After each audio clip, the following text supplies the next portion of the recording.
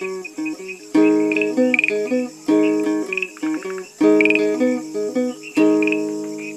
Taïwan International, les joies de l'éco-construction. Bonjour à toutes et à tous, c'est Sasa qui vous souhaite la bienvenue dans l'émission Les joies de l'éco-construction. Avez-vous déjà entendu parler des maisons conteneurs ? Je suppose que oui, mais cette semaine, je vais vous en faire découvrir une vraiment pas comme les autres, donc restez jusqu'à la fin. Tout d'abord, reprenons le fil de la semaine dernière. Je vous avais emmené à Huwei, à l'ouest de Taïwan, visiter une très belle maison traditionnelle japonaise centenaire, Yunlin Story House, et rencontrer sa directrice, Tang Lifang, qui est passionnée par le bambou. Passionnée à tel point qu'en 2013, elle a créé la Taiwan Bamboo Society qui réunit tout l'écosystème du bambou à Taïwan, de la plantation aux usages technologiques en passant par l'artisanat ou encore l'architecture. C'est grâce à la Taiwan Bamboo Society que le Congrès mondial du bambou a été organisé à Taïwan l'année dernière. Aujourd'hui, nous allons faire un saut de Yunlin Story House à une pop-up house entièrement en bambou dont j'ai justement découvert le prototype à la Yunlin Story House. Était présent sur place pour la présenter l'innovateur et entrepreneur belge basé au Japon, Gunther Pauli, auteur de l'économie bleue 3.0 et fondateur du ZERI, l'Institut de recherche zéro émission. Gunther Pauli a rencontré Tang Lifang en 2010 alors qu'il était à Taïwan pour promouvoir ses fables, des livres pour inspirer les enfants, qui venaient d'être traduites en chinois. Tang Lifang et Gunther Pauli se sont découverts une passion commune pour le bambou, passion qui les a conduits à mener plusieurs projets ensemble. Gunther Pauli connaît bien Taïwan, où il est venu pour la première fois en 1983 à l'invitation de la Chambre de commerce junior pour une rencontre de jeunes entrepreneurs prometteurs. Depuis, il n'a cessé de revenir pour découvrir de nombreuses facettes de Taïwan. C'est la 43e année que je viens à Taïwan. Certains d'entre vous n'étiez même pas encore nés. Et Gunther Pauli espère encore revenir souvent. On l'écoute nous présenter le prototype de maison pop-up en bambou. Contrairement à une maison conteneur telle qu'on l'entend habituellement, transformer un conteneur en une maison rectangulaire, il s'agit ici d'utiliser le conteneur un peu comme une boîte ou une valise, dans laquelle est rangée une maison qui se plie et se déplie. C'est comme une maison pop-up. On peut l'installer en moins d'1 heure. Tout est plié comme un origami. Et il n'y a pas de métal, car en cas de tempête, il y aurait de la corrosion, alors que le bambou est imputrescible. On doit le design et la technique au maître Larry Liu.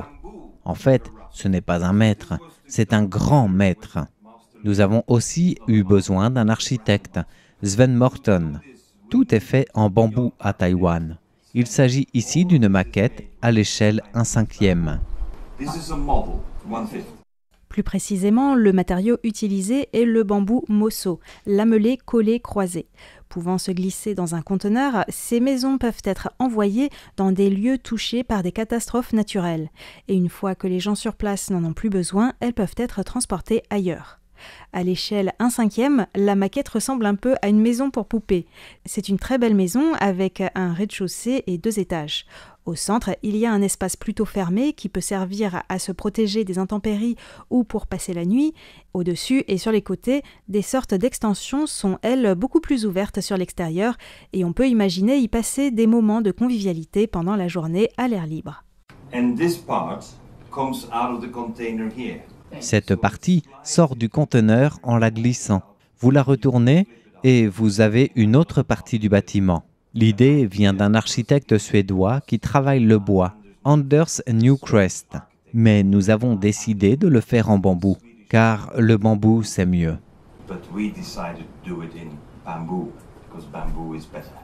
Tang Lifang aide Gunther Pauli à promouvoir ce projet qui a pris un peu de retard en raison du Covid, le prototype datant de 2019. C'est aussi grâce à elle que Gunther Pauli a connu Larry Liu, de son nom en chinois Liu Wenhuang, partenaire crucial pour ce projet. Comme l'a souligné Gunther Pauli, Larry Liu est un grand maître artisan qui travaille le bambou depuis 4 décennies. Son atelier Tahezhuyi est installé à Zhushan, la montagne du bambou. Ça ne s'invente pas, c'est une montagne qui porte bien son nom dans le comté de Nantou au centre de Taïwan. Larry Liu a travaillé avec l'architecte Sven Mouton et c'est lui qui est chargé de la réalisation.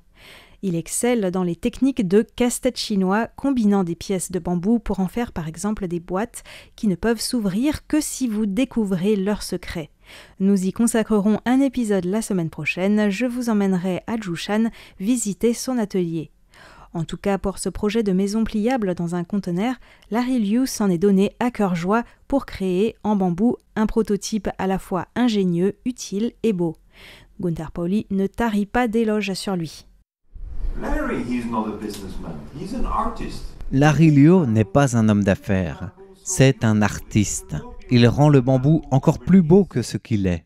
Lors de ses nombreux voyages à Taïwan, grâce à Tang Lifang, qui était à l'initiative de Taiwan Bamboo Society, Gunther Pauli a rencontré de nombreux artisans qui travaillent très discrètement le bambou et qui l'ont impressionné. À Taïwan, il y a des vrais artistes de bambou qui savent comment transformer le bambou dans des objets d'art qu'on n'a jamais vus nulle part dans le monde entier, mais nulle part. C'est Taïwan qui a cette affinité naturelle avec le bambou, qui se traduit dans des merveilles de création et d'une manière tout à fait naturelle, d'une manière tout à fait spontanée. Mais à la fin, je crois qu'il y a aussi une petite mal à l'aise parce que ce sont les Japonais dans les années 1920 et 30 qui ont ressemé toutes les forêts de bambou qu'il y avait, parce que la forêt de bambou est la forêt typique de Taïwan. Ce ne sont pas des forêts avec des arbres, mais on a tous voulu avoir des arbres comme les Européens. Ils voulaient avoir les chênes, ils voulaient avoir quand même des gros arbres, mais la grande partie de Taïwan est naturellement la forêt de bambou. Et les Japonais ont vraiment préparé la grande culture de bambou parce qu'ils ont planté le bambou partout. Eux, c'était pour éviter l'érosion, pour avoir une meilleure gestion de l'eau. La rétention d'eau par les forêts de bambou est ce qu'on avait besoin pour éviter des inondations. C'est la raison pour laquelle on a une telle richesse de variétés de bambou à Taïwan, parce que Taïwan ne s'est jamais préoccupé de ses forêts, mais ce sont alors les artisans qui ont redécouvert cette force de la nature. Lorsque Gunther Pauli a emmené Tang Lifang au 9e congrès mondial du bambou en Belgique en 2012, les Taïwanais mettaient peu en valeur le bambou. La création de Taiwan Bamboo Society l'année suivante a permis de rassembler les professionnels travaillant en lien avec le bambou pour faire émerger de nouveaux projets. Par exemple, la nouvelle vague du bambou organisée ces dernières années à Jiayi, où des œuvres en bambou ont été exposées le long de la ligne de chemin de fer d'Alishan. Gunther Pauli nous parle de cette évolution, de ce renouveau du bambou à Taïwan, alors que c'était un matériau relativement délaissé. Bon, moi, je suis venu du Japon en connaissant le bambou, et quand j'ai vu les forêts, je dis mais vous avez quoi chez vous ? Et c'est là où l'ignorance peu à peu s'est traduite dans cette adoration. Les Japonais m'ont beaucoup inspiré, et quand je suis venu, j'en ai parlé, comme j'avais de bons contacts et de grandes amies, et comme Larry, grand maître Liu, lui, il était déjà là-dedans, parce que son père travaillait déjà le bambou. Et quand je l'ai découvert, bon voilà, il faut renforcer, c'est la force de la vie, de rencontrer pas des compatriotes, mais des co-conspirateurs. Alors on est devenus conspirateurs, on a commencé, mais vous le verrez après. Ouais, quand vous êtes dans son studio, vous allez voir, vous allez découvrir vraiment le merveille qu'il a créé. Maintenant, c'est beaucoup plus facile parce qu'il y a une nouvelle génération de Taïwanais, et je crois de plus en plus il y a des étrangers qui viennent ici pour apprendre. Moi, j'ai déjà envoyé le projet que vous avez vu avec le Box in the Box. J'ai fait venir un jeune architecte, c'est pour ça que j'ai invité Madame Lin. C'est une jeune architecte et elle est tout inspirée par des maisons bioclimatiques, mais elle n'a jamais appris à l'université de travailler avec le bambou. Alors j'amène des jeunes qui découvrent, et je sais que le virus de bambou va prendre la totalité du corps. Pour revenir à la maison pop-up en bambou, n'hésitez pas à aller sur la page internet de cette émission, en avoir un aperçu en photo et en vidéo. Ce n'est pas qu'une coquille vide, rappelle Tang Lifang. Elle précise que des toilettes sèches peuvent être installées, des films munis de capteurs solaires peuvent être placés sur les murs et l'on peut aussi collecter l'eau grâce à la condensation de la rosée sur une tour Warka. La nature est généreuse et abondante, souligne Gunther Pauli, qui croit en la possibilité de révolutionner nos manières de produire et de consommer tout en protégeant la nature.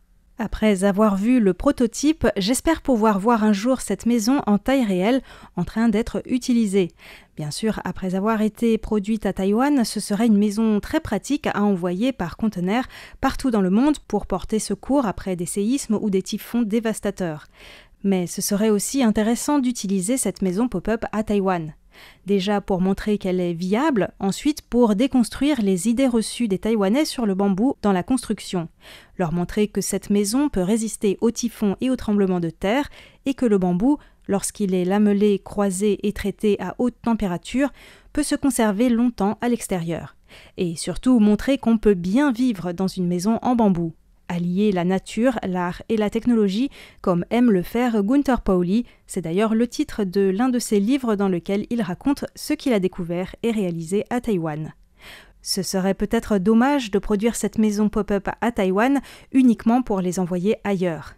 D'ailleurs, à Taïwan, il y a aussi des catastrophes naturelles et ces maisons pourraient être très utiles. Mais au-delà des situations d'urgence, il y a des éco-villages qui sont en train de se monter à Taïwan et ce type de maison les intéresserait sûrement. Tout d'abord, le bambou pousse très rapidement et évite ainsi de couper du bois qui met beaucoup plus de temps à se renouveler.